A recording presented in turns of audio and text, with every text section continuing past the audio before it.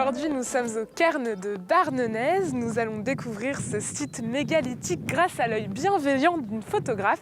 Mais avant, on fait un point sur l'actualité du jour.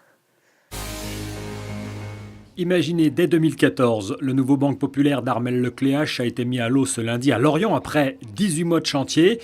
Il partage la démesure des pensionnaires de sa classe, 32 mètres de long, 23 de large, un mât culminant à 38 mètres. Et pourtant, ce trimaran de 14 tonnes, grâce à ses plans porteurs et foils, va voler. On est vraiment dans la révolution des bateaux à foils. On a été précurseur avec Banque Populaire sur le Vendée Globe avec des foils. Maintenant, on le met en place sur des grands trimarans. L'idée, c'est vraiment là pour le coup de faire soulever le bateau complètement hors de l'eau, dans certaines conditions. Un peu comme dans la Coupe d'Amérique, ces bateaux qui volent à travers, sur des régates de 20 à 30 minutes. Bon, nous, l'idée, c'est de faire la même chose sur un tour du monde, sur une transatlantique comme la Route du Rhum. Une casquette futuriste, une cellule de vie innovante, un piano abrité. Tout a été pensé pour la performance et faire de Banque Pop un des favoris de la prochaine Route du Rhum. Mais en face, il y aura Massif, Sodebo, Gitana ou encore IDEC, pour ne citer que cela. Je pense que chacun a ses arguments, on a tous des points forts, des points faibles. Voilà, aujourd'hui, on n'a pas eu l'occasion encore de se confronter les uns les autres, tous ensemble sur une même course. Ce sera le cas à la Route du Rhum, dans un an. Donc ce sera vraiment là pour le coup l'heure de vérité. Donc on saura si nous d'ici là on a bien travaillé. Réponse en Guadeloupe, et j'espère que ce sera une bonne réponse. Avant la Guadeloupe, les premiers bords au large de l'Orient devraient en dire davantage sur le potentiel du dernier né des ultimes. Le salon 1000 Sabords 2017 referme ses portes ce lundi au port du Croesti en presqu'île de Ruisse. Cette année, plus de 100 000 visiteurs ont fréquenté les quais en 4 jours. De nombreuses animations étaient organisées. C'est le plus grand salon d'Europe du bateau d'occasion avec 850 unités exposées. Des bateaux de plus en plus longs et de plus en plus chers, ce qui signe la bonne santé du marché de la plaisance. Organisé depuis 1984 par les professionnels du nautisme en Morbihan Sud, le salon 1000 Sabords génère chaque année 12 millions d'euros de retombées financières dans le secteur. Record de fréquentation pour le Fonds Hélène Édouard Leclerc à Landerneau. 200 000 personnes sont venues découvrir l'exposition consacrée à Picasso. Ce week-end encore, la file d'attente était longue pour admirer les tableaux de l'artiste espagnol. Des œuvres réunies pour la première fois ensemble et encore visibles jusqu'à ce mercredi. Alors, qui succédera à Picasso sur les murs du Fonds ? Le thème de l'exposition d'hiver qui démarrera en décembre devrait être dévoilé dans les prochains jours. Le Léguerre, première rivière sauvage de Bretagne, un label national qui fait la fierté des Trégorois. Il récompense 40 ans d'action qui ont débuté avec les pollutions de l'abattoir de Guerlesquin. Il faut absolument, cet environnement, essayer de chercher à le retrouver, ne serait-ce que pour boire de l'eau potable et avoir de quoi alimenter des villes comme Lannion avec des zones protégées qui sont proches du Léguerre. Aujourd'hui, tous les poissons migrateurs sont de retour. Le taux de nitrate est revenu à celui des années 1980 et les ouvrages sur la rivière ont été rasés ou aménagés pour lui redonner son état naturel. Ça n'a pas été simple, on est parti de loin entre guillemets, en même temps on n'était pas une des rivières les plus dégradées en Bretagne. C'est des efforts de tous les acteurs, je pense notamment aux agriculteurs qui ont dû faire évoluer leurs pratiques et leurs systèmes et c'est pas évident. Les communes qui ont joué le jeu aussi, qui sont pour la plupart aujourd'hui en zéro phyto pour préserver l'environnement qu'il y a autour de nous et ce cadre de vie qui est formidable. Mais des actions restent à mener, certains moulins posent encore problème et des pics de pollution aux pesticides sont détectés, alors les investissements des collectivités continuent. On voit bien qu'on a encore un certain nombre de sujets et de voir aujourd'hui une rivière comme le Léguerre, qui est l'un des fleuves les plus importants de Bretagne, avoir ce label rivière sauvage, c'est dire que la reconquête de la qualité des eaux est vraiment en marche ici dans cette région. Non, c'est vraiment un très très bel exemple. Les Trégorois et les élus espèrent maintenant des retombées économiques liées au tourisme. En France, seul 1% des cours d'eau pourraient prétendre à ce label.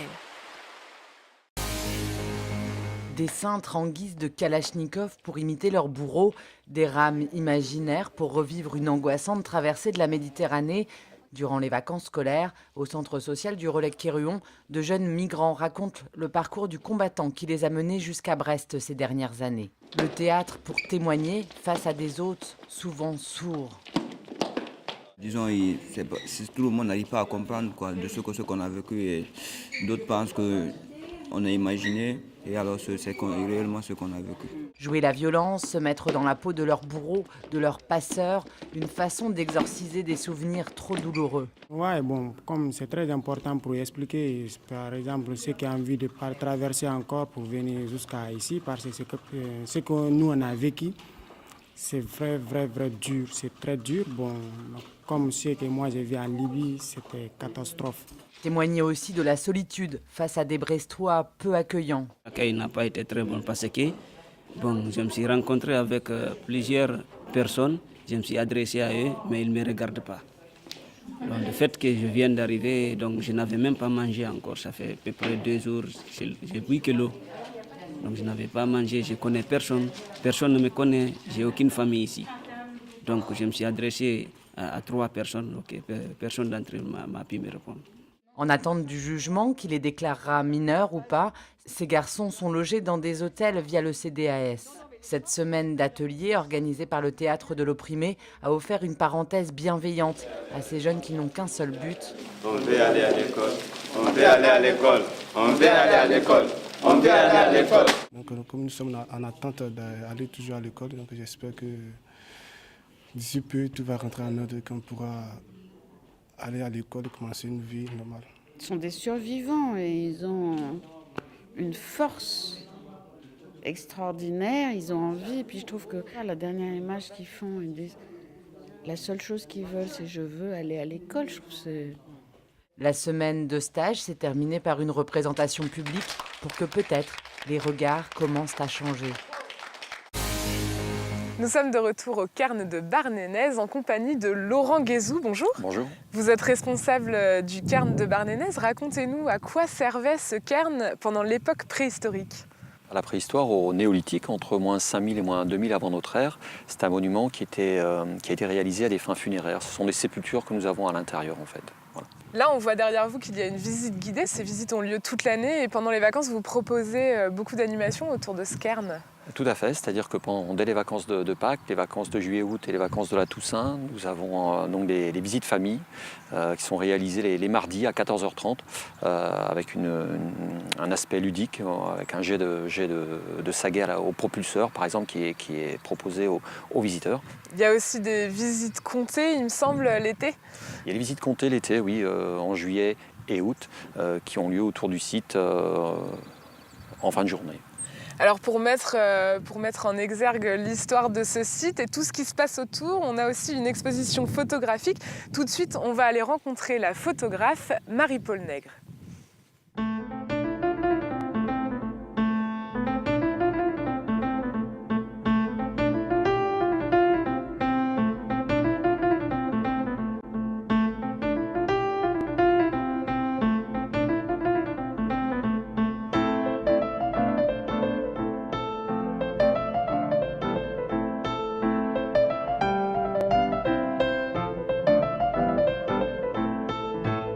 Nous sommes maintenant en compagnie de Marie-Paul Nègre, une photographe qui nous fait plonger dans l'univers du site mégalithique. Marie-Paul, bonjour. Bonjour. Alors vous avez suivi ici les visiteurs, les archéologues, les conteurs. Racontez-nous comment vous avez travaillé pour mener à bien cette exposition. J'ai étalé ce travail sur une année, sur 4 saisons, on peut dire ça comme ça, et surtout sur tout ce qui se passait humainement autour du site, que ce soit les visites comptées, les visites famille, je recherchais l'humain. Donc pour chercher l'humain, il fallait chercher ce qui s'y passait. Et aussi au niveau des archéologues, j'ai eu la chance d'avoir une visite de 3 archéologues pendant une semaine. Donc tout ça a alimenté le travail. Justement, avec les archéologues, d'après ce que j'ai compris, ça n'a pas forcément été facile de les convaincre. Il ne faut pas exagérer. Disons qu'il a fallu les convaincre et surtout, je pense qu'ils avaient peur qu'il y ait une gêne parce que la galerie ouverte est extrêmement petite et réduite, ça se voit d'ailleurs sur les photos, et ils pensaient que quelqu'un qui viendrait s'insérer ou demander des choses. Surtout, ils avaient peur que je demande des positions, alors que c'est pas du tout. Moi, c'est plutôt le contraire. Je préfère passer beaucoup de temps avec les gens, regarder comment ça se passe, observer. Je veux comme foutre la paix quand je fais des photos. Ça les a pas du tout dérangés et ça s'est bien passé. Pourquoi vous avez eu envie de travailler sur ce site précisément? C'est pas l'envie, ça m'a été proposé et j'ai trouvé ça formidable parce que il est magique, cet endroit est hypnotique, je dirais. C'est-à-dire quand on arrive là, on est pris par cette ambiance qui est curieuse, quoi, qui est quand même assez magique. Donc on a plein de questions, on n'a pas les réponses. Donc c'est aussi tout ça qui m'a titillé pour venir. Et la proposition avait été suite à des amis qui avaient fait le travail antérieur, un photographe et un graveur qui avaient fait les années précédentes. Et bon, la connexion s'était faite comme ça. Et moi, il se trouve que je venais d'emménager de l'autre côté de la baie, là, juste en face. Dans vos photos, on retrouve des atmosphères très particulières. Par exemple, on a une photo d'un conteur. Vous avez réussi à traduire une atmosphère, quelque chose que vous avez ressenti, vous? C'était une soirée très très forte parce qu'il y avait une magie du ciel, une espèce d'arrivée de nuages très joliment dessinés. On aurait dit que c'était fait exprès pour mes photos. Et puis une chaleur, c'était une soirée exceptionnelle visuellement et aussi sur ce qui s'est passé, l'attention des gens qui étaient complètement conquis par ce conteur et qui racontait des histoires rocambolesques assez folles et qui est un ancien archéologue du site d'ailleurs qui avait travaillé il y a longtemps ici. Donc, c'était une jolie rencontre. Alors vous ne vous êtes pas contenté de prendre en photo les gens sur le cairn, vous avez également suivi une webcam pendant 1 an et vous avez utilisé des captures d'écran pour cette exposition. Par hasard, je suis tombée un jour sur mon téléphone portable sur les webcams des offices de tourisme du coin, là. Je ne savais même pas que ça existait. Moi, il y a plusieurs webcams comme ça, un peu disséminées sur des lieux touristiques. Et il se trouve qu'il y en avait une juste derrière, là, derrière la colline, là, située à Térénèse, et qui montrait justement cette colline qui est très particulière. Et donc de pouvoir avoir un œil nuit et jour, par tous les temps, sur ce lieu, ça m'a conquis, quoi. Et donc je faisais des captures d'écran sur mon téléphone, où que je sois, où que j'étais, même dans le train, des fois, quand je revenais par ici, je surveillais. Il suffisait d'avoir Internet et ça marchait. Merci en tout cas d'avoir bien voulu répondre à nos questions, Marie-Paul. Merci d'être venue jusqu'ici. Alors l'exposition Les Passagers du Cairn est visible jusqu'au printemps 2018. Nous, on se quitte et on vous dit à très bientôt pour de nouvelles découvertes.